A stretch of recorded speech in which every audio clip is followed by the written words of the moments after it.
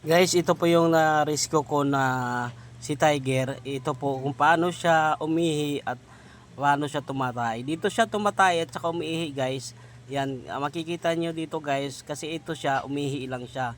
Yun, ngayon guys, ngayon umihi siya dyan at tinatakpan niya yung ihi niya. Tapos inamoy-amoy niya. Tapos ang ginagawa niya guys, kapag nakaihi na siya, tinatakpan niya ng buhangin.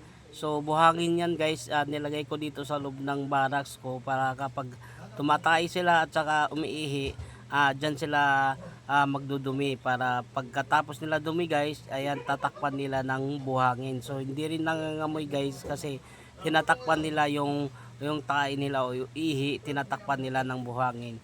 Ito si Tiger guy, isang ito yung na-rescue ko sa habang nagbabasura kami. Ito yung na-rescue ko na pusa, kitty. Malaki na siya guys.